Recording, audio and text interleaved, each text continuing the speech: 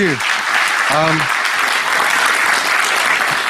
Is the mic now on? Yeah, fantastic. So, first of all, thanks for coming to listen to me. And kind of today, I'll try and kind of tickle your imagination a bit. I have a couple of problems. I don't really have a lot of solutions for you.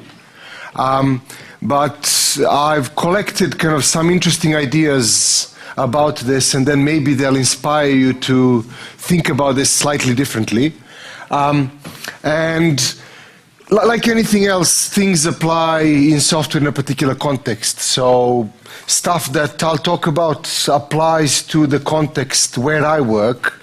And this is mostly iterative delivery. So I'll kind of make a couple of big assumptions about people in the room, that most people here are working in software delivery rather than the business side of things. Do we have anybody in the room who's kind of a business sponsor of a project? No? Okay. So the other big assumption that I'll make is that most people today tend to work in some kind of an iterative process where kind of phases are between, I don't know, 1 day to a couple of weeks. Does anybody work on a cycle that's longer than, say, 2 months? How long is your cycle? Quarter of a year. Okay, so that's 3 months. So that's still not something a year long, and you're the only one in the room who does that. So, and the kind of one thing that really puzzles me is how people working in an iterative cycle and trying to kind of embrace the idea of flexible scope constantly fight with the business about why user stories need to be small, why we shouldn't have 500 user stories and things like that, and how we kind of end up fighting around commitment, and how everybody says, yeah, this is a really good idea, but our clients want us to tell them exactly what's going to come out and things like that. And one thing kind of I really struggle to understand is, why do people make all kinds of concessions when they're in a crisis? In 2005, I moved from Serbia to the UK, and while I was in Serbia, we did kind of some really good software there, but I kind of felt we were in, second league, third league thing. And then when I moved to the UK, I felt this is, the big league. I'll see how serious software is done. And I worked for a company there for a while.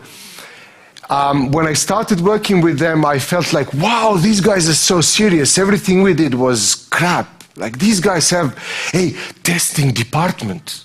Like in Serbia, what we did is like 5 people, everybody tests their own code. These guys had a business analysis department. Like, they had analysis done, they had stuff written on paper, requirements. This is so serious. I was impressed. These guys have project managers and kind of things like that. And it felt like this is 5 million times more serious than what I used to do. And 3 months later, the project that kind of they gave me to run, I was the technical lead of the project. It was supposed to go live. And one of the project managers that was assigned to the project was always pushing us like, we have to go live quickly. This is all, iterative, has to go live. And everybody was concerned about what's going out to production, and we raised our concerns, but the PM was all about, no, this has to go live, this has to go live. And I remember one particular Saturday evening when we were deploying to production, we messed up this kind of 24/7 live trading system. And the database crashed, and I called the project manager in the middle of the night and I said, we've messed up, what do we do? And she said, well, I'm a project manager. Now that's live, it's no longer my problem. Go and talk to support. And I realized that kind of what these guys were doing isn't really that much better than what we were doing. And kind of, as a project manager, she was tasked to kind of tick off certain boxes that the client signed. And kind of there was some scope that needed to get done. And whoever approved that was a complete moron. But hey, that's what they approved. And kind of later that night, we had a crisis meeting, and the client's kind of key technical representative was there. And we sat down and we said, look, it's a mess. So, it's Saturday night. Luckily, you don't have that many users on the site now. What do you want to do? And we went through a couple of options. And after about, 48 hours of coding, we had something on Monday morning that wasn't what they needed to have. They rolled that back to the previous version, but it was something that actually gave them a lot more business value. Because at the point when everything went tits up, people were really, really willing to negotiate. And then, after that, the same client, they asked me to lead another project for them, and immediately, without even going through the 600 pages of requirements that were already there, and then broken into slices that are going to be delivered iteratively, I sat down with this guy and said, let's not do this again. Let's try and figure out what you guys really want. And we delivered a project that was 2 years late, that wasn't moving at all in about a month and a half, where it's still in production, still being used, still happy. We threw away most of the original scope and replaced it with a very simple web app. And I couldn't explain why these people, the same people, smart people, 6 months before that were insisting on signing documents and requiring detailed analysis and crap like that when they knew that it's not going to work, and why in a moment of crisis everything was negotiable. So, the key question that I have for you, and the key question I'm trying to answer, and I might have some ideas, is, how do we do this but not in a crisis? How do we do this without causing the company to almost fail? How do we do this without causing anybody to be fired or something like that? How do we get people to understand that flexible scope has a lot of value for everybody, and that we don't really need to get commitment on everything up front? How do we make people not scared about flexible scope so that we don't have to scare them more with a horrible crisis that they accept flexible scope? And one thing I've realized is this is not a particularly software problem. Lots of other industries have this problem as well, and several other industries have solved this problem. Some have solved this 100 years ago.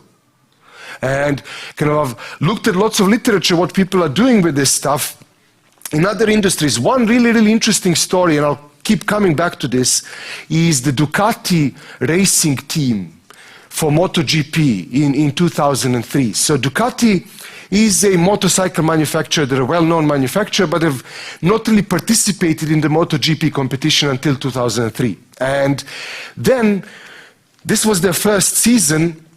They started with not really hoping for much. They realized that the newcomers, they're not going to do well.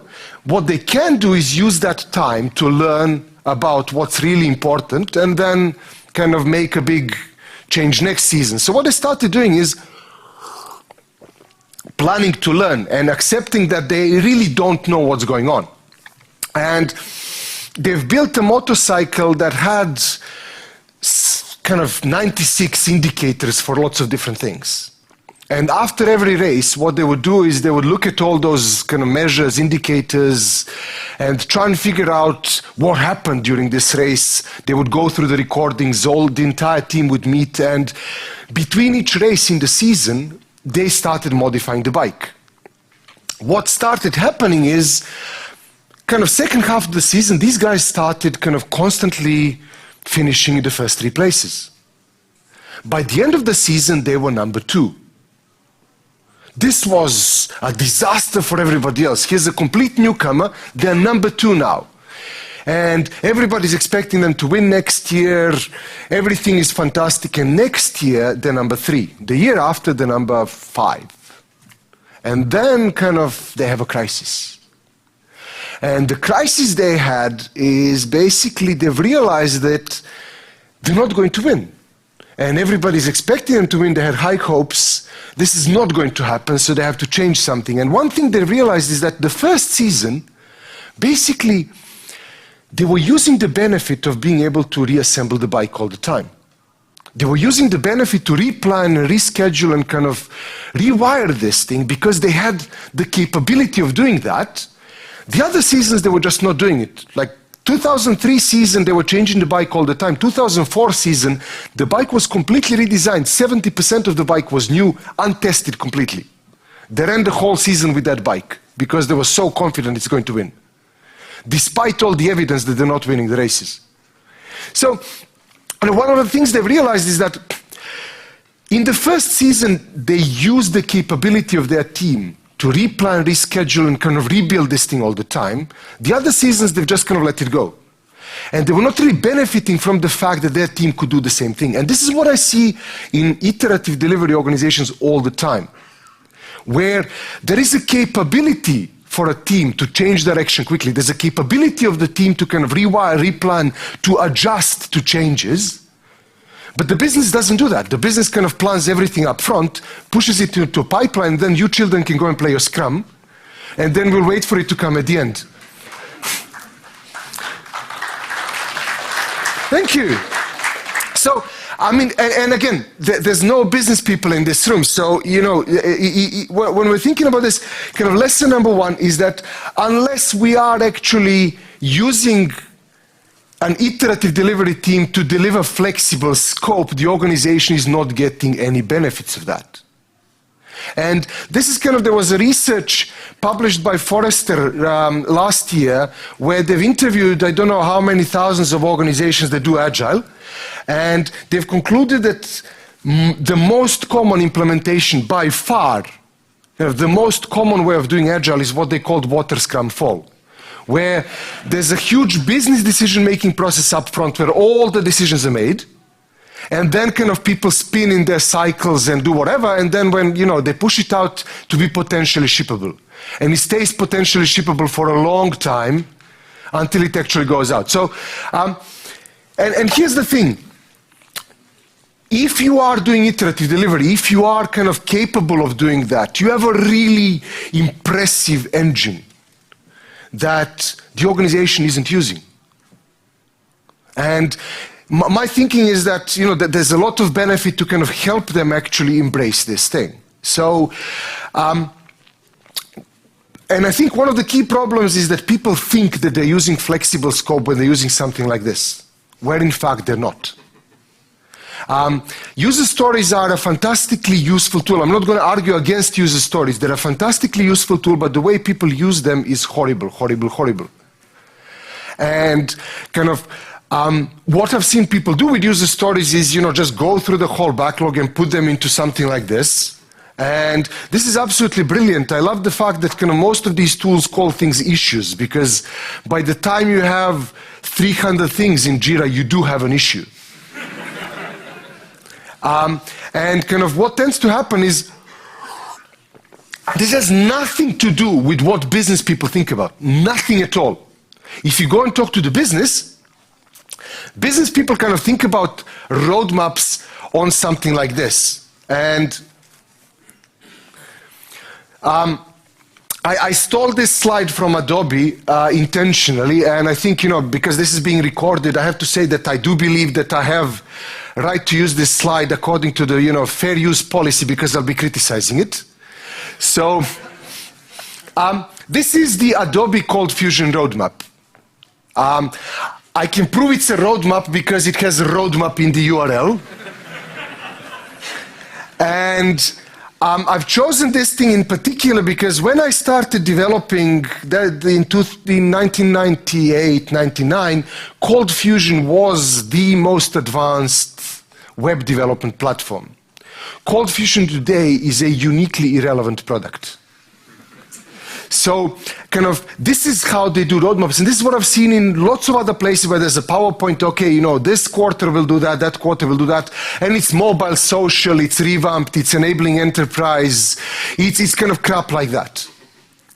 And this is what lots and lots of people I worked with use for roadmaps, and this is what business people commit to. And then you have a project manager that kind of gets this thing, commits to that, and all hell breaks loose. So, kind of, the problem with this is not really iterative delivery, this is linear. If you look at these things, they are kind of, from the business person's perspective, they're coming out this quarter, that quarter, we know exactly what's coming out. When you look at this thing, things like this tend to be delivered from top to bottom in a linear way. Although there is some kind of cyclic replanning occasionally, these things tend to all be delivered in a linear fashion because somebody committed to that. So my kind of challenge to you is this has nothing to do with flexible scope. This is scope that's fixed up front, just not analyzed in detail. And if you're doing something like this, then the organization isn't really benefiting from your capability of delivering iteratively. Now, the second problem when we talk about really, really flexible scope, adapting to what people want, adapting to kind of replanning all the time, being able to do that, that's very difficult to pull off. And not just very difficult to pull off, without a kind of big picture thing there, that's actually extremely dangerous. And I'm kind of always glad to come back to Stockholm for two main reasons. Reason number one is AG is a fantastic meat place. And every time kind of I come here, we go and have an insane amount of meat. And the other thing is, the other reason why I love to come to Stockholm is it's home to the first known agile project in history. And you can still see it. This was a project that was done it was sponsored by the government at the time, and it was done by kind of the delivery group accepting flexible scope as much as possible, changing and replanning all the time.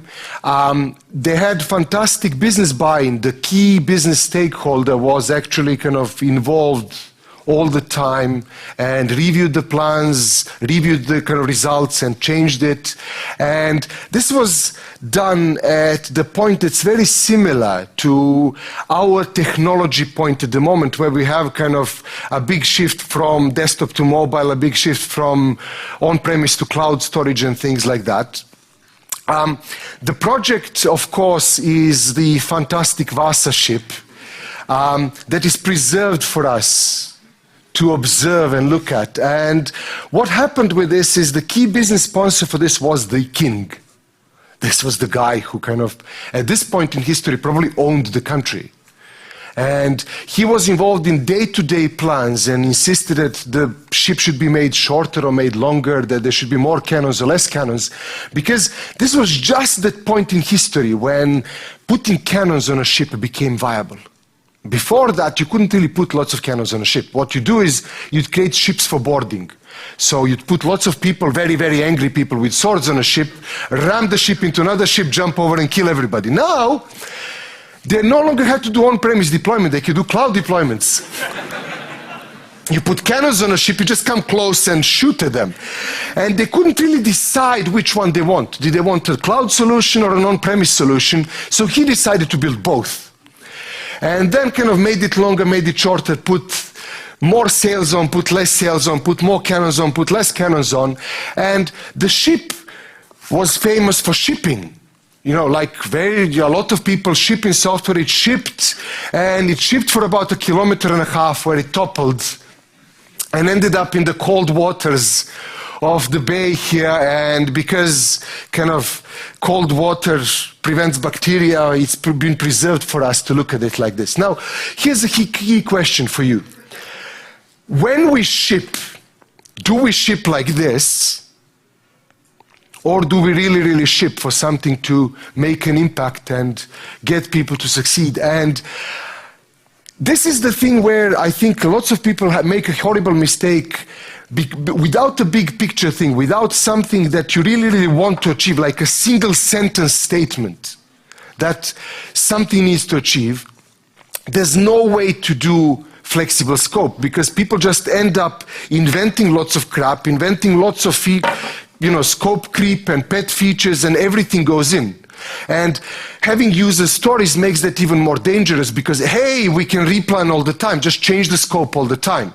And a lot of people started referring to this problem as a user story stream of consciousness, where kind of things keep coming in all the time and nothing big comes out. And when you go and talk to the business, they pull their hair out because they're spending a lot more money than earlier. They're involved a lot more than earlier, but they're not really getting anything out of it. So kind of that's the second big problem with this, and they all come from kind of this linear planning problem. So as I said, linear planning isn't really a problem that's new to software.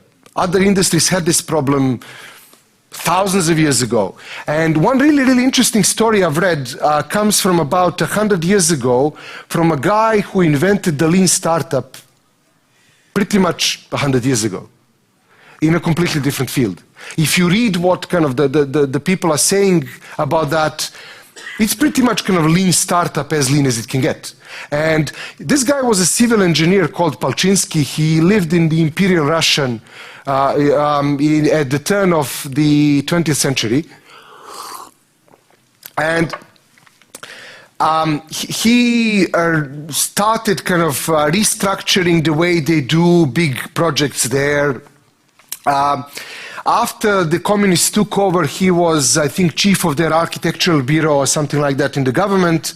And one of the projects that he particularly fought against was the White Sea Canal project. That's famous for both succeeding and failing horribly at the same time, like so many software projects. So the White Sea Canal came out of this brilliant idea that there's only about 200 kilometers of land between the Arctic Sea and the Baltic Sea, close to Leningrad. And there's lots of lakes, lots of rivers there, and there's only about 200 kilometers of land.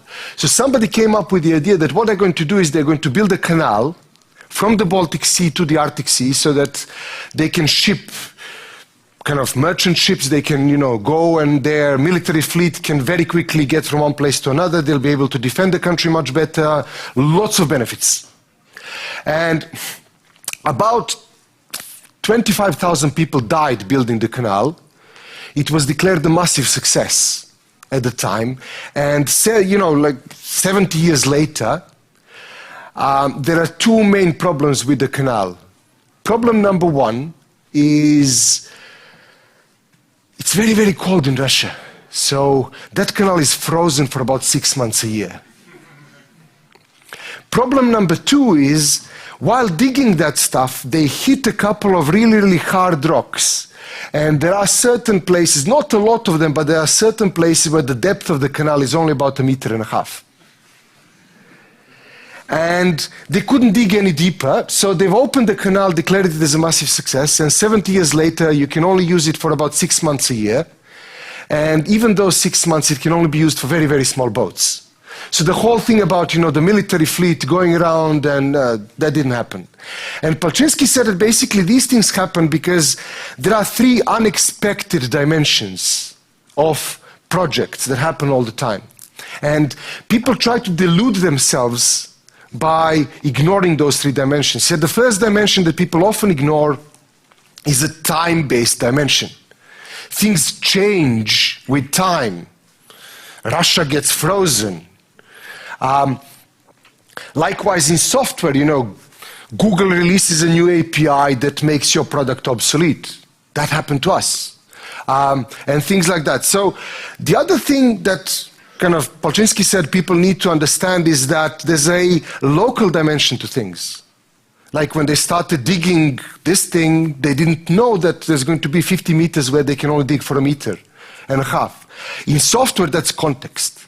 Kind of mobile phones, desktops, web, lots of other things, and kind of plans fail because they fail to consider context, especially because contexts change all the time.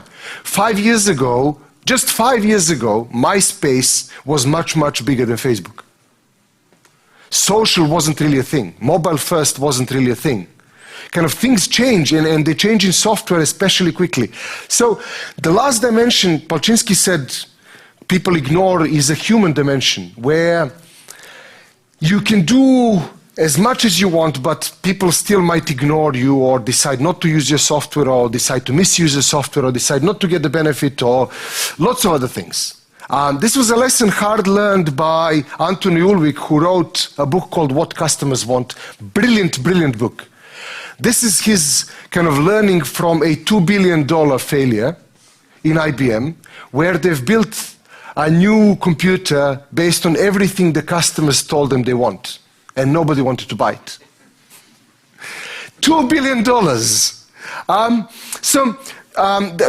One thing, kind of, that's the same thing kind of Anton Ulrich learned is you can't really kind of make people do something. You can only try and influence them and figure out what kind of influence you want to achieve. So,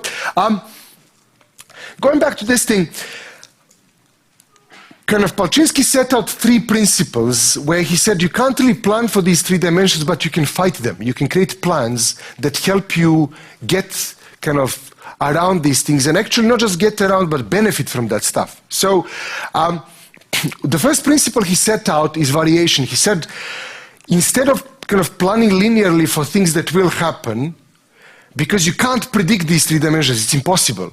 Plan to kind of do lots of variation, and then when a human problem, a time-based problem, or a local problem happens, have options to deal with that. Kind of variation. He said, seek out new ideas and try new things out. And this is what Ducati did. This is kind of, they planned for variation in their season 1, and then kind of left it off, and, you know, for 2 years, tried to win with the same bike, and then restructured everything. And by the way, in 2007, when they kind of went back to flexible planning, they won the MotoGP Cup. So the second principle that Palczynski set out is survivability. When doing these things, do it on a scale where failure is survivable. Plan for these variations so that they don't necessarily kill the company if they don't work. And the third principle he set out is selection. Out of those variations that you had, seek out feedback and learn from your mistakes. You can see why kind of this is very, very much like lean startup. What he's talking about is build, measure, learn.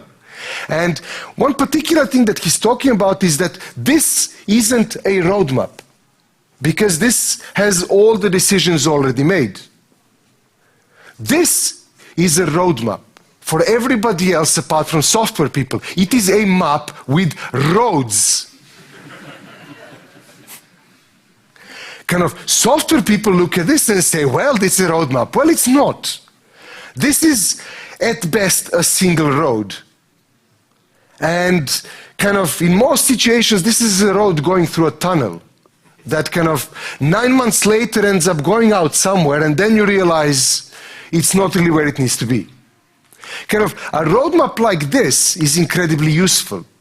It gives us options. If I want to get from Gamlastan, you know, somewhere else, there's 3 or 4 bridges I can take. If one bridge is blocked, not a problem, I can take another bridge.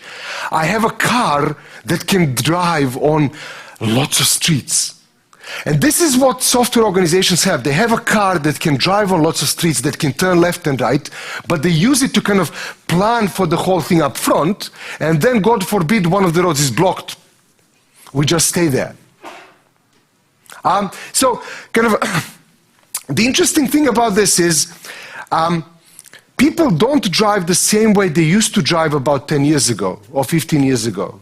15 years ago, when we used to drive, because I don't drive, I've never learned how to drive. My wife drives, and when she was my girlfriend, she drove us. And what we do is we'd kind of take a map and plan the whole thing up front. And then she would drive and pay attention to the road, and I would try and read the map and mess up horribly every half an hour, where kind of we'd end up in a fight, and then stop and kind of try and ask people in whatever kind of weird language we are trying to speak at the moment to figure out where we are, and then replan the whole thing and go back. And it was a horrible, horrible thing. What people do now is they use something like this. That kind of is the best thing to prevent divorces ever. Because you no longer have to fight. What you can do with this is you can go into the wrong road, not a problem at all. It replans automatically. You can go into a road that's blocked, not a problem at all. It will replan automatically, and it doesn't spend a lot of time replanning. So I think this is the missing component for flexible scope in software. Kind of, this is the possibility to have flexible scope, but if you have 5 million options without a way to quickly replan when there's a mess, or when the road is blocked, or when the bridge doesn't exist, or when there are demonstrations or whatever, you can't use this. So I think kind of the success factor for embracing flexible scope is inventing something like this just for software. And I said, I don't really have solutions for this. I have some ideas that worked in several situations and worked pretty well. They might or might not apply, but kind of think about, even if they don't work, how would you create this for your organization? What's the stuff that we would have to have on this so that if there's a problem with the plan, we can magically replan? And it's not a problem at all. Because at that point, people can stop coming up with all these big decision-making processes up front. They know that, hey, let's just, start driving. We know pretty much where we're going. We'll plan as we go along. And we'll use this flexible engine. We have this brilliant development team that can do iterative delivery, that can replan, rework what they need to do very, very quickly. So, this is where we start running into problems, because this thing relies on big picture thinking as well. And, without that, we end up doing the Vasa ship over and over again, and shipping just to see it fail. And that's what business people are scared of. That's why they are asking for kind of this long-term commitment and things like that. And Elizabeth Hendrickson said something incredibly smart about 3 years ago at a conference. She said that people asking for control very rarely actually want control. What they want is visibility, but because there's no visibility, they go for control. And when you look at plans that are kind of populated with things like this and populated with thousands of user stories and Jira tickets, and we ask people to give us, every week, what do you want to do next and things like that, there's no big picture, there's no visibility, hence they go and kind of push for control. So kind of what we need to do is provide visibility and provide a way to replan quickly. So one thing to think about is how would we apply kind of Palczynski ideas to software, and could we apply them in a way that fits in nicely with this thing? So the first thing I think is kind of the variation principle. What we should really do is plan to learn. Our plans have to be made so that we can learn as we deliver. And that's the crucial thing, and for that we need kind of some kind of big picture guidance to see whether this thing makes sense or not. Lots of people, when they deliver user stories, they never really go back and say, well, this user story was a business success or it wasn't. And one of the really interesting case studies that I had in the Spec by Example book, and I completely misunderstood it, and it took me 2 years to really grasp what these people are talking about, was a price comparison website in the UK where what they had is with every user story, their business guys had to give them how this user story is going to affect 5 KPIs they have for the company. If business people were not able to say that, the user story did not make it into the plan. It stayed in kind of this limbo until they decide what they want to do about that. And what they would do is they would take a user story with these assumptions, they would put it, once it's implemented, on 10% of the systems and measure the change in the KPIs. And if it did what people said it will do, then they would roll it out to the rest of the system. If it didn't do that, they would kind of throw it away. It failed from a business perspective. It might have passed all the unit tests, acceptance tests and everything else, but it was a bad idea. And this is where kind of organizations can benefit from Agile. They can benefit from iterative delivery. Like, I don't have to be right all the time. I can just try something out and see if it's a good idea or not. Very, very few people actually plan to learn stuff like that. It's kind of the Ducati thing. People become overly confident. They don't plan to learn. So design thinking talks about the purpose of analysis being to select between options. There's a very, very strong statement in Tim Brown's book where he talks about that kind of, if you do analysis and you only have one option, that's pretty much pointless. And that's what I realized we were doing all the time. It kind of, okay, there's a user story, we analyze it, it's in the detail, it rolls out to production, everybody's happy, we take the next user story. Tim Brown talks about how analysis really happens kind of here. We need to create lots of options in divergent thinking and then help business people select those options and nail down what they actually want to do. This is something that an iterative delivery team can provide to the business. It's kind of a learning mechanism where we're not really selling that. We're not really approaching it from that perspective, and people are not benefiting from that. So why not? The thing I've realized there is that what people what kind of the teams I worked in and the people I worked with that are kind of since becoming a consultant a couple of years ago are kind of, they're using user stories as a commitment. They're using user stories as kind of, this is what we're going to do. Where what everybody else is talking about in all the other industries that have solved this problem is, no, they're not. Kind of items on your roadmap should be options. Things you might end up doing. That's a useful roadmap, a map with roads. A goal with TomTom or a map of Stockholm is never ever ever to go through all the roads unless you're Google Streetcar or kind of you're spying for the Germans or something like that. Kind of your goal with a roadmap is to find the shortest path between two destinations,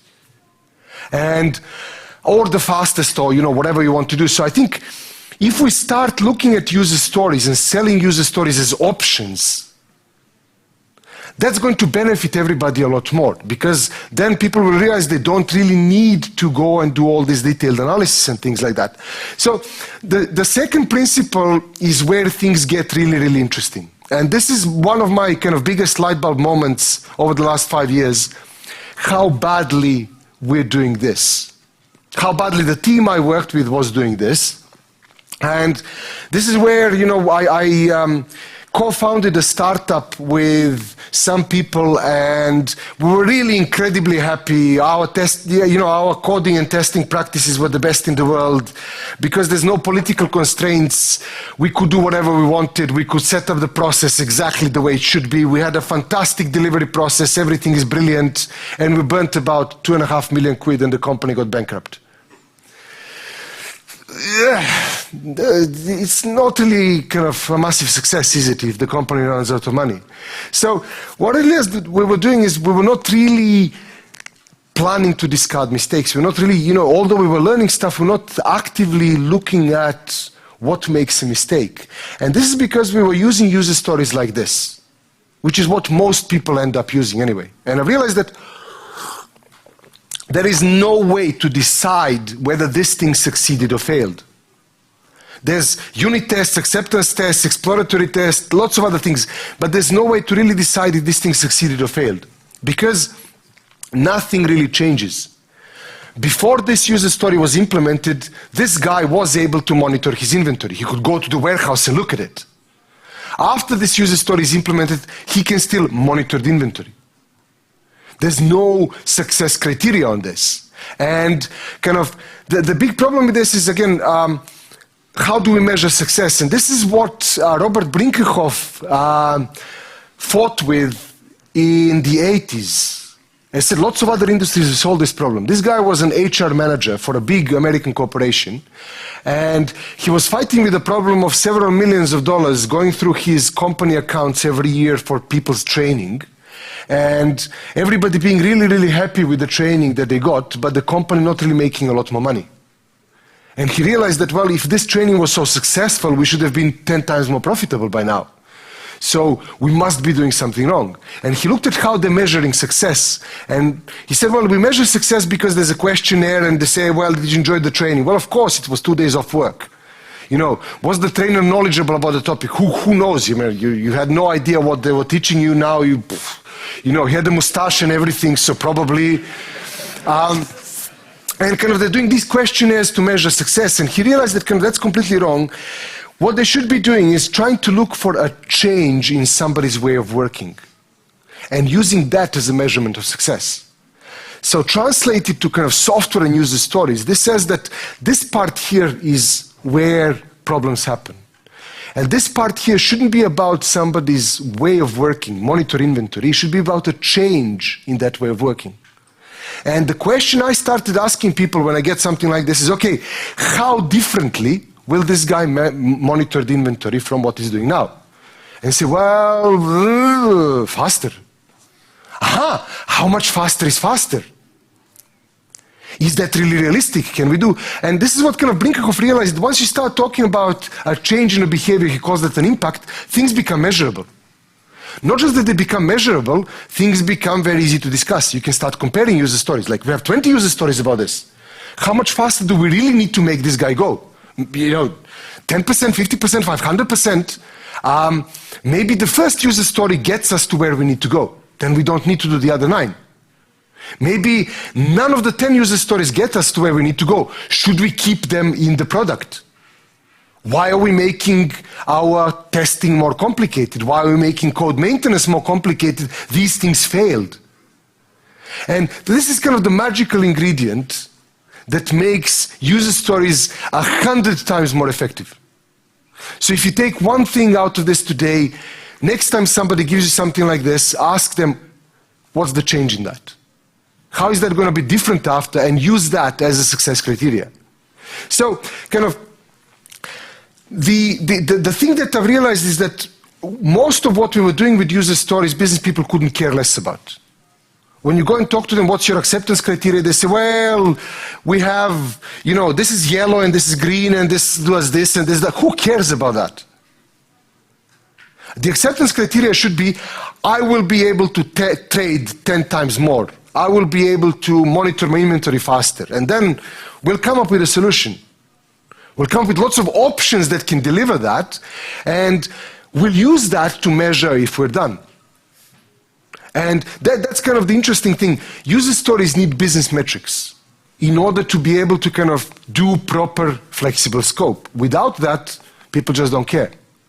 And with this thing, we can then look at our backlog and say, well, we have 50 user stories for this particular change. Do we really need to do all 50? Should we kind of organize them in a competition, like the first one that succeeds stays, the others we're not going to do? And that's where you can actually benefit from that kind of local time, human dimension. One thing that, for example, we looked at is, I'm building this collaborative kind of document management and planning product now, and we were going to build real-time collaboration in it, and this is going to be kind of the business metric on this was that we'll start earning money from it. And as we were kind of 90% complete, Google released the Google Drive real-time API, which meant that pretty much anybody could go and implement real-time collaboration on Google's infrastructure for free. Which means we're not really going to start earning money from this because it's done. And what we were able to do is, because we were using kind of this, we were able to realize this has no purpose anymore, let's throw it out. So we deleted the code, we deleted the test, we deleted everything. But what we were also able to do is, because we could actually replan and react to this quickly, we are going to beat the competition. If anybody can do free real-time collaboration now, we're going to be the first one to do that. And people will complain that all the other tools require money for real-time collaboration, we'll offer it for free. And that's what we did. And kind of most of the reviews of the tool are kind of, wow, we can do real-time collaboration for free where everybody else is asking us to pay for this. Because 7 months later, none of the competitors are actually kind of offering that for free, and it doesn't cost us anything. So kind of being able to adjust to scope, being able to kind of figure this out and kind of tie this in with business metrics allows people to replan quickly and beat their competition. This is where the business benefits come in. This is where kind of the organization can really benefit from iterative delivery. And the third thing that's really, really interesting is Palczynski's survivability principle, where kind of we need to plan these things not to kill the company if we make a mistake. We need to plan this thing not to kill the company by delivering real-time collaboration that people committed to, because it's pointless anymore. And it's going to kill us if that's our key business plan. So kind of this is where I think we make one of the biggest mistakes with user stories, how we sell them. We sell user stories like, okay, they're small chunks and they need to be small because we need to be able to do them in 2 weeks, and they break down, blah, blah, blah, blah, blah. They need to go into iterations, they need to be small, we need to slice them, and then you get into technical stories, you get into stories with no value, you get into stories that are difficult to prioritize. That's all wrong. I think kind of, given the bigger picture thing that I think we need to create for a GPS,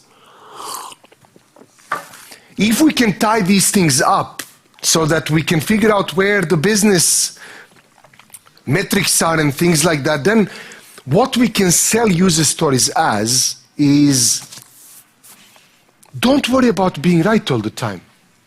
You do not have to, as an analysis person, as a product person, you do not have to be clairvoyant. You do not have to be a wizard. You do not have to be right. What we can do is run a very small experiment to learn from this. And if we hit a local time-based or human dimension that makes this unworkable, you will learn about it and you will be able to replan.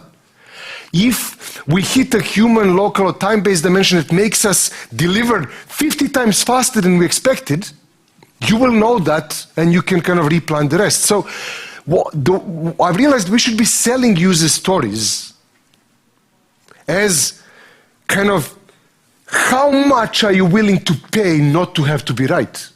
If you look at all the other industries, flexibility is something people pay for. A flexible airline ticket costs a lot more than a non-flexible one.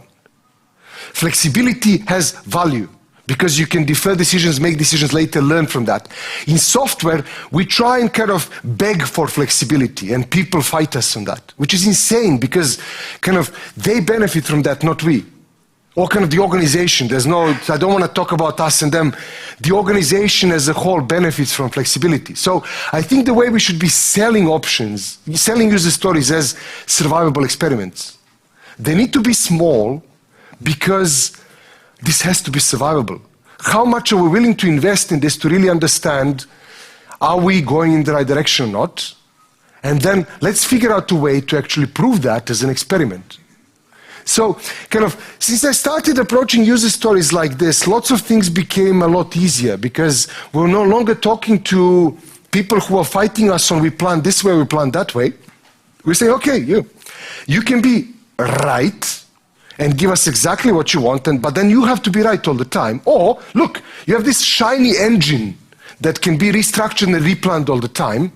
Why on earth would you spend time planning up front? Why would you waste your own time? What happens if there's something unexpected? And when you talk to kind of most senior stakeholders in a company, they understand that the market opportunities are changing even without their control. So everybody knows things are going to change. And yet, as Palczynski said, we all decide to ignore that. We ignore those three dimensions because they're difficult to plan for. No, they're not. We just need a different approach to planning. And I think user stories, given, if we can attach some business metrics on them, and if we can sell them as survivable experiments, not as technical stuff that we need, can bring an insane amount of benefit to the companies around us. So there's two good ways of doing this. One is called an impact map, where kind of you can create a hierarchy from deliverables to business goals and things like that. The other is called a user story map, where you can outline a scenario or a kind of user journey and then start plotting user stories there as options. Both of these things and kind of some other solutions that I've seen in this space are interesting because they move away from linear backlogs. I think one of the critical things we have to convince our organizations is that backlogs should not be linear. Backlogs should be tabular, backlogs should be hierarchical, backlogs should be anything but linear. And prevent linear thinking and present these things as options. As soon as there's no line anymore, as soon as there's no kind of vertical queue of user stories that are coming out in exactly the same order, people start looking at options. They start comparing things, they start looking at, can we do this manually? Can we do this differently? How do we skip this step? So, kind of, those are some of the options. And to conclude this, we had a meeting in February last year where lots of people from all over the world came to London to discuss how feature injection, story mapping, impact mapping, hothousing, and a lot of other techniques that are emerging in this space come together. What's common, what's different. And we realized that there's kind of 4 general principles that all these things do. So I said, I don't really have a solution for you, but all these ideas have these things in common. And if none of the solutions that are out there work, use these as guiding principles to try and come up with your own GPS. And the first solution we realized is that all these things allow people to know why they're doing their work. There's a big picture thing. There's what you want to achieve as a single sentence that everything ties into that. Like a point on a GPS, I want to go there. Not a queue of stories that's impossible to understand. The other thing is that organizations focus a lot more on delivering outcomes and impacts rather than just kind of shipping software. So this is where, we can start looking at lots of different options, lots of ways of delivering this impact and actually figuring out what is the outcome, what's the impact. These are the business metrics on a user story. The third thing is that all these techniques help kind of propagate is that we can replan. People can decide what to do next based on the feedback from delivery. Plans actively change, and because plans actively change, they're not really made in a lot of detail up front. So they propagate this immediate and direct feedback, and this is why it's so important to attach some business metrics to user stories. Otherwise, there's no feedback. There's nothing we can use to plan for. And generally, by providing this visibility, by providing these metrics and everything else, all these techniques make people care about what they're delivering. Properly shipping, not shipping for 1.5 kilometers to get the ship to turn over. So that's pretty much it. And that's where I'll leave you with. If you'd like to look at this stuff more, drop me an email. I have lots of references I can send you to the books and stuff like that I've mentioned. And I hope this intrigued your thinking at least a bit. That's about it. I don't know, do we have time for questions? Or? There's time for questions. Okay, there is time for questions. Does this thing make sense at all? Why would this not work for you? So see, I'm asking questions now, huh? Why would this not work at all? I think the main thing is that if you do not agreements up front, it's actually a way to get away from the responsibility. Okay. You're taking the decision out someone else. It's like the manager you have. She has delivered. No, it's not a problem. I guess so. So yeah, but then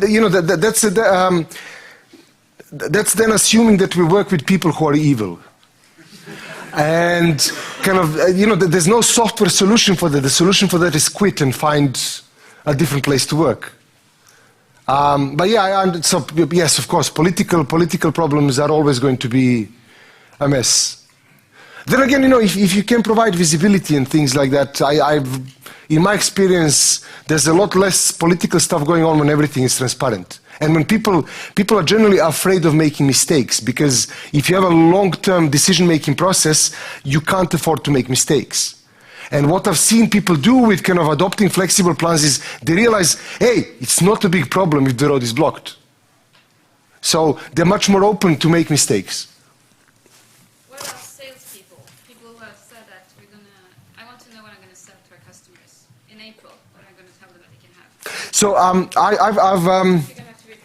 So the question is, what about salespeople that have to commit to, what are my customers going to get next April? There's one potential solution that I've seen work in a couple of situations. Again, I don't claim that this is global for everything, and that is sell customers the benefits that they will get. Don't sell them features. So if you look at the best salespeople and the best sales book, they always talk about selling the benefit, because people don't care about your tool, they care about what they can do. Well, people like features, of course. The question is, will they buy features or will they buy benefits? In that case, I do not have a solution. Again, I'm not saying this applies to everything. Everyone here has a smartphone. Can you enumerate just top 10 features that you have bought when you bought actually smartphone? You don't know, well, we're using phone usually for calling, for sending SMS, tweets, and probably some browsing. We don't use Bluetooth, for instance, so much. We don't use, I don't know, video playing. So there are many features we actually bought this product for. So again, that's very interesting, and I agree with you. People buy lots of different things. The other thing is to consider that people tend to buy stuff even if a small subset of that helps them finish what they do. I used to run a magazine for 2.5 years, and we had some serious research done that people buy a 164-page magazine if they like 3 pages in it. That was the magic number. If they can't find 3 pages to identify with, they will not buy it. If they find 3 pages, they will buy it. And then our mission was to cover as many demographics as we could that could recognize themselves in 3 pages. So a phone has lots of features. Some of them are crap because people doing software for phones generally don't know what they're doing. Some of them are there because there's lots of different demographics they're trying to kind of attack. So I'm not saying that that's necessarily the right thing to do, but people can sell crap. So your organization can... I would say people can buy crap. Well, yeah, of course, people buy stupid things. I never understood why they do that. That is ultimate evil.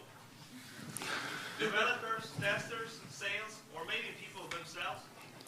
So again, I don't know. That's a philosophical question. While this is very, very entertaining and very informative, I'd like you all to give our excellent speaker a warm applause. Thank you very much.